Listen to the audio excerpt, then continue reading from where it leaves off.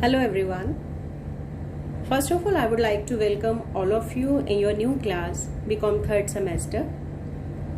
The class is new in other aspects as well, as there is no classroom teaching, no face-to-face interaction, no direct feedback, just online teaching is there. But hope कि ये experience भी अच्छा रहेगा. Now coming to the subject, जो subject मैं आप लोगों को टीच करूंगी that is income tax, law and practice. अब इनकम टैक्स क्योंकि एक लॉ है तो थोड़ा सा टिपिकल है, but it's very interesting subject. Before beginning the subject कुछ एक इम्पोर्टेंट कॉन्सेप्ट्स हैं जिनके बारे में आपको पता होना चाहिए. Though these are not part of your subject, लेकिन फिर भी क्योंकि आप टैक्स के स्टूडेंट हैं तो आपको इन कॉन्सेप्ट्स की जानकारी होनी चाहिए. अब ये कॉन्सेप्ट्स क्या हैं? सबसे पहले कि कर किसे कहते हैं, व्हाट इज टैक्स. टैक्स कितनी तरह का होता है, टैक्स क्यों लगाया जाता है, इंडियन टैक्सेशन सिस्टम कैसा है, और टैक्स कौन लगाता है. Now first one is what is tax. कर किसे कहते हैं. Tax is a compulsory payment levied by the government on individuals, companies और other persons in pursuant to its legislative authority. अब टैक्स क्या है? ये कंपल्सरी पेमेंट है, ये हम अपनी मर्जी से नहीं करते, इट्स नॉट वॉलंटरी. ये कंपल्सरी पेमेंट है जो हम पे लगाई जाती है, लेविड बाय द गवर्नमेंट, जिसे सरकार लगाती है इंडिविजुअल्स पर, कंपनीज पर या अदर पर्सन्स पर. और सरकार को ये राइट किसने दिया टैक्स लगाने का? सरकार जो है, गवर्नमेंट जो है, वो कॉन्स्टिट्यूशन, जो हमारा इंडिया का कॉन्स्टिट्यूशन है, उससे एम्पावर्ड है टैक्स को लगाने के लिए. और क्योंकि टैक्स कंपल्सरी पेमेंट है तो हम सब बाउंड है इस पेमेंट को करने के लिए. अगर हम ऐसा नहीं करेंगे, हम पे टैक्स लगाया गया है और हम टैक्स की पेमेंट नहीं करेंगे तो फाइन इंपोज किया जाएगा, पेनल्टीज लगाई जाएंगी. अब टैक्स लगाया क्यों जाता है? गवर्नमेंट को फंड्स की जरूरत होती है देश को चलाने के लिए, इकोनॉमी को आगे बढ़ाने के लिए. अब फंड्स की रिक्वायरमेंट क्यों होती है? कंट्री में लॉ एंड ऑर्डर को मेंटेन करने के लिए, कंट्री की सिक्योरिटी के लिए, डिफेंस के लिए, इंफ्रास्ट्रक्चर डेवलपमेंट के लिए, एजुकेशनल सर्विसेज प्रोवाइड करने के लिए. और जो गवर्नमेंट बहुत सारे सोशल वेलफेयर स्कीम्स चलाती है, बेसिकली इन सब के लिए गवर्नमेंट को फंड्स की जरूरत होती है. अब जो टैक्स रेवेन्यू है ये एक मेजर सोर्स, एक बहुत ही सिग्निफिकेंट सोर्स है रेवेन्यू का गवर्नमेंट के लिए. इसे गवर्नमेंट को बहुत अच्छी अमाउंट रिसीव होती है, बहुत सारा रेवेन्यू रिसीव होता है, इसलिए गवर्नमेंट जो है वो टैक्स को इम्पोज करती है. अब जो हमारा इंडियन टैक्सेशन सिस्टम है उसका स्ट्रक्चर कैसा है? अब हमारी जो गवर्नमेंट है, हमारे इंडिया में फेडरल सिस्टम ऑफ गवर्नमेंट है. इसका मतलब क्या होता है कि जो पावर्स हैं वो सेंटर और स्टेट के बीच में डिवाइड की गई हैं. बिल्कुल क्लियर डिवीजन है पावर्स का सेंटर और स्टेट में, केंद्र में, और जो स्टेट्स हैं उनके बीच में क्लियर डिमार्केशन है कि ये स्टेट की पावर्स हैं, ये सेंटर की पावर्स हैं. उसी तरह से जो हमारा टैक्स एडमिनिस्ट्रेशन है उसमें भी यही सिस्टम एप्लीकेबल है. यहाँ पर भी एक क्लियर डिवीजन है कि ये टैक्सेस जो हैं ये सेंट्रल गवर्नमेंट लगाएगी, ये टैक्सेस जो हैं ये स्टेट गवर्नमेंट लगाएगी. हमारा जो इंडियन कॉन्स्टिट्यूशन है उसमें इसके कंटेक्स्ट में 3 लिस्ट्स को मेंशन किया गया है. आर्टिकल 246 के अंडर 7th शेड्यूल के आर्टिकल 246 में 3 लिस्ट्स दी गई हैं. फर्स्ट वन इज सेंट्रल और union list, second one is state list, and third one is concurrent list. अब जो सेंट्रल लिस्ट है इसमें वो केसेस हैं जहां पर सेंट्रल गवर्नमेंट टैक्स लगाती है. जो स्टेट सेकेंड लिस्ट है, स्टेट लिस्ट, उसके केस में उन एरियाज को स्पेसिफाई किया गया है जहां पर जो स्टेट गवर्नमेंट है वो लॉ बनाती है और टैक्स लगाती है.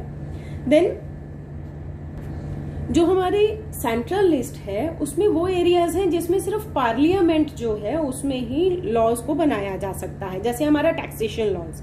तो हमारा जो इनकम टैक्स है वो हमारी जो फर्स्ट लिस्ट है, सेंट्रल लिस्ट है, उसमें कवर होता है। इसका मतलब कि जो इनकम टैक्स है that is levied by the central government. Now next topic is types of taxes. जो टैक्सेस हैं वो 2 तरह के होते हैं, प्रत्यक्ष कर यानी डायरेक्ट टैक्स और इनडायरेक्ट टैक्स यानी अप्रत्यक्ष कर। Direct tax means the tax which is paid by the person on whom it is legally imposed। ये जिस पर्सन पर लगाया जाता है वो ही इसे पे करने के लिए रिस्पॉन्सिबल है, वो ही इसे पे करता है। It is paid directly by a tax payer to the respective authority. मतलब जो टैक्स पेयर है जब उस पे लगा दिया टैक्स तो उसे वो इसे पे करने के लिए रिस्पॉन्सिबल है, जो भी अथॉरिटी है उसको। And it can't be shifted to others. इसमें जो टैक्स पेयर है वो अपने बर्डन को, टैक्स के बर्डन को किसी और पर शिफ्ट नहीं कर सकता। अगर उस पे लगाया है तो उसे पे करना ही पड़ेगा। फॉर एग्जाम्पल इनकम टैक्स, जो आयकर है, आयकर एक प्रत्यक्ष कर है। मीन्स जो पर्सन इनकम को अर्न करता है, जो पर्सन आय को कमाता है, उसकी आय पे ये टैक्स लगाया जाता है और उसी पर्सन को इस टैक्स की पेमेंट करनी पड़ती है। डायरेक्टली इस टैक्स की पेमेंट करनी पड़ती है प्रत्यक्ष रूप से, इसलिए इसे डायरेक्ट टैक्स कहते हैं। नेक्स्ट इज इनडायरेक्ट टैक्स, अप्रत्यक्ष कर। अब अप्रत्यक्ष कर क्या होता है? The tax which is levied on one person but paid by others, it's known as indirect tax. मतलब क्या हुआ कि सरकार ने लगाया तो एक पर्सन पे, लेकिन इसकी पेमेंट दूसरा पर्सन करता है। इन्हें हम अप्रत्यक्ष कर कहते हैं। The burden of taxes indirectly falls on the ultimate consumer. अब इसमें क्या है कि टैक्स लगाया एक पर्सन पे है लेकिन कलेक्शन किसी दूसरे पर्सन से की जाती है, तो इसमें जो बर्डन है टैक्स का वो शिफ्ट कर दिया जाता है। जो टैक्स पेयर जिस पे लगाया गया है वो अपने बर्डन को किसी और पर शिफ्ट कर देता है। इसे हम एक एग्जांपल की से समझते हैं। गुड्स एंड सर्विसेज टैक्स जो है वो एक इनडायरेक्ट टैक्स है। अब इसमें क्या होता है, इसमें लगाया किस पर है? जो गुड्स प्रोवाइडर है या फिर जो सर्विस प्रोवाइडर है उस पे ये लगाया गया है। जो सर्विसेज दे रहा है दूसरों को उस पे इस टैक्स को लगाया जाता है, लेकिन वो इस टैक्स को कलेक्ट कहां से करता है? जो पर्सन्स उसके गुड्स या उसकी सर्विसेज को यूज कर रहे हैं, कंज्यूम कर रहे हैं, वो पर्सन जो है, सर्विस प्रोवाइडर जो है, वो उन लोगों से इस टैक्स की वसूली करता है, कलेक्शन करता है और गवर्नमेंट ट्रेजरी में डिपॉजिट कर देता है। अब यहाँ पे क्या हुआ कि लगाया किस पर? जो सर्विस प्रोवाइडर था या जो गुड्स प्रोवाइडर था, लगाया तो उस पर, लेकिन उसने आगे जो कंज्यूमर्स थे उनसे उसे कलेक्ट किया और गवर्नमेंट ट्रेजरी में डिपॉजिट कर दिया। तो इसमें जो कंज्यूमर है, अल्टीमेट कंज्यूमर, जो गुड्स और सर्विसेज को कंज्यूम कर रहा है, तो जो टैक्स का बर्डन था वो इनडायरेक्टली उस पर पड़ गया। तो इसलिए हम इन टैक्सेस को इनडायरेक्ट टैक्सेस बोलते हैं। अब अगर हम लोग भी बीइंग कंज्यूमर्स अगर कुछ भी सामान खरीदते हैं या किसी की सर्विसेज को यूज करते हैं, तो जो हमारा बिल है उसमें जीएसटी को ऐड करके जो टोटल अमाउंट है हम उसकी पेमेंट करते हैं। तो इसका मतलब क्या हुआ? पेमेंट हमने की, लेकिन हमने किसे पे किया? जो गुड्स और सर्विसेज को सेल कर रहा था, बेच रहा था, अपनी सर्विसेज दे रहा था, हमने उसको पेमेंट की और उसने आगे गवर्नमेंट ट्रेजरी में डिपॉजिट किया। तो पेमेंट तो हमने ही की गवर्नमेंट को, लेकिन डायरेक्ट पेमेंट नहीं की। थ्रू हमने जो सेलर था, थ्रू जो सर्विस प्रोवाइडर था, उसके थ्रू हमने गवर्नमेंट को पे किया, इसलिए इसे इनडायरेक्ट टैक्स बोला जाता है। Now coming to our subject, income tax, आयकर। अब आयकर सीधा सीधा सिंपल वर्ड्स में अगर हम देखें तो आयकर, 2 टर्म्स हैं इसमें, आय और कर, इनकम एंड टैक्स। इसका मतलब सिंपल वर्ड्स में अगर हम देखें तो income tax means tax on income. आय पर कर जो है वो आयकर है, या फिर हम कह सकते हैं कि income tax is the tax that is paid by a person on his income. मतलब वो जो भी इनकम कमाता है वो उसमें जो टैक्स की पेमेंट करता है उसे इनकम टैक्स बोलते हैं। अब उसकी जो इनकम है वो किसी भी सोर्स से हो सकती है। कोई भी पर्सन है, वो हो सकता है कहीं पे जॉब करता हो तो उसे सैलरी मिलेगी, वो अपना बिजनेस करता है तो उसकी बिजनेस से कुछ कमाई होगी, उसका प्रोफेशन है, डॉक्टर है, वो लॉयर है, तो वहां से उसे कुछ ना कुछ इनकम होगी। अगर उसकी कुछ फंड्स थे, उसने उन्हें इन्वेस्ट कर दिया कहीं पर भी, शेयर्स खरीद लिए, डिबेंचर्स खरीद लिए, वहां से उसे इनकम आएगी। या फिर उसने अपने मकान को किराए पर दिया हुआ है, वहां से उसे इनकम आएगी। मींस एक पर्सन की कहीं से भी कोई भी इनकम वो रिसीव करता है तो उस इनकम पे जो टैक्स लगाया जाता है उसे हम इनकम टैक्स कहते हैं। मोर प्रिसाइजली इनकम टैक्स क्या है? It is a direct tax. Income tax जो आयकर है वो एक प्रत्यक्ष कर है। अभी हमने डिस्कस किया कि प्रत्यक्ष कर क्या होता है। ऐसा कर जो जिस पर्सन पर लगाया जाता है वो रिस्पॉन्सिबल है उस टैक्स की पेमेंट करने के लिए। Levied by the central government, केंद्रीय सरकार इसे लगाती है। On every person, her person पर, उस पर्सन पर जिसकी जो टोटल इनकम है, जो कुल आय है गत वर्ष की, वो एक लिमिट से ज्यादा है तो उस पे ये टैक्स लगाया जाता है। Income tax is a direct tax levied by the central government on every person whose total income for the previous year exceeds the maximum exemption limit at the rates specified by the Finance Act। अब जो income tax लगाया जाता है उसके जो rates हैं वो rates finance act में हर साल जो हमारा बजट आता है, बजट में फाइनेंस एक्ट होता है, उसमें स्पेसिफाई किए जाते हैं और उन रेट्स पर इनकम टैक्स लगाया जाता है। The provisions related to income tax are governed by the Income Tax Act 1961। जो इनकम टैक्स एक्ट है उसमें इनकम टैक्स से रिलेटेड सभी प्रोविजंस को मेंशन किया गया है, चाहे वो उसकी इनकम की कैलकुलेशन से रिलेटेड हो, चाहे उसकी स्टेटस से रिलेटेड हो कि वो भारत का जो निवासी है, रेजिडेंट है या नहीं है, चाहे उसकी टोटल इनकम की कंप्यूटेशन से रिलेटेड हो, चाहे एग्जाम्प्टेड इनकम से रिलेटेड हो, चाहे उसकी इनकम की कैलकुलेशन से रिलेटेड हो, पेनल्टीज से रिलेटेड हो। Total each and every aspect related to income tax are contained in income tax act 1961। अब इनकम टैक्स इसका मतलब क्या है? इनकम टैक्स एक प्रत्यक्ष कर है जिसे केंद्रीय सरकार लगाती है। उस पर्सन को इनकम टैक्स की पेमेंट करनी पड़ती है जिसकी जो लास्ट ईयर है, जिसे हम गत वर्ष बोलते हैं, उस गत वर्ष की टोटल इनकम जो है वो एक लिमिट से ज्यादा है। अब ये लिमिट्स क्या है इसे हम आगे अभी डिस्कस करेंगे। अब इस इनकम टैक्स के मीनिंग से कुछ टर्म्स हमारे सामने आई हैं। वो टर्म्स क्या है? सबसे पहले डायरेक्ट टैक्स, प्रत्यक्ष कर, इनकम आय, पर्सन व्यक्ति, टोटल इनकम कुल आय, प्रीवियस ईयर गत वर्ष, असेसमेंट ईयर कर निर्धारण वर्ष, मैक्सिमम एग्जाम्पशन लिमिट और फाइनेंस एक्ट। ये कुछ टर्म्स हैं जो इनकम टैक्स के जो कॉन्सेप्ट है उससे हमारे सामने आई हैं। अब ये जो टर्म्स हैं ये डेफिनेशंस जो चैप्टर है उसका पार्ट है। सबसे पहले डायरेक्ट टैक्स हम डिस्कस कर चुके हैं। इनकम मीन्स आय। अभी हमने डिस्कस किया कि एक पर्सन की जो भी आय वो अर्न करता है, जो भी इनकम वो अर्न करता है, उसे इनकम टैक्स की पेमेंट करनी पड़ती है। वो किसी भी सोर्स से उसकी इनकम हो सकती है, चाहे वो इनकम फ्रॉम सैलरी है, हाउस प्रॉपर्टी है, बिजनेस से इनकम है, कैपिटल गेन से इनकम है या अदर सोर्सेज से इनकम है। इनकम टैक्स एक्ट में जो इनकम है उसकी कैलकुलेशन के लिए टोटल इनकम को 5 हेड्स में क्लासिफाई किया गया है। सबसे पहला हेड है इनकम फ्रॉम सैलरी। ये उन पर एप्लीकेबल है जो कहीं पर जॉब करते हैं और उनको सैलरी मिलती है। सेकेंड हेड है income from house property. House property मतलब मकान संपत्ति। अगर कोई भी पर्सन उसका मकान है और उसे किराए पर देता है तो जो किराया मिलता है वो उस पर्सन की इनकम है, उसे टैक्स देना पड़ेगा। थर्ड हेड इज प्रॉफिट्स और गेन्स फ्रॉम बिजनेस और प्रोफेशन। अब यहाँ पर क्या है, कोई भी पर्सन अपना बिजनेस करता है, बिजनेसमैन है वो, या फिर कोई भी प्रोफेशनल है, उन्हें अपने बिजनेस या प्रोफेशन से कुछ ना कुछ इनकम होती है तो उन्हें टैक्स देना पड़ेगा। Next is capital gain. Capital gain का मतलब है कि अगर कोई भी पर्सन अपना कोई कैपिटल एसेट सेल करता है लास्ट ईयर में, तो जितना भी वो उसे बेनिफिट होता है, एक तरह से जो गेन होता है उस पर उसे टैक्स देना पड़ता है। सपोज वो अपना कोई मकान सेल कर देता है, कोई भी पर्सन मकान सेल करने पे उसे अगर कुछ गेन होता है तो उसे टैक्स देना पड़ेगा। एंड लास्ट जो हेड है that is income from other sources.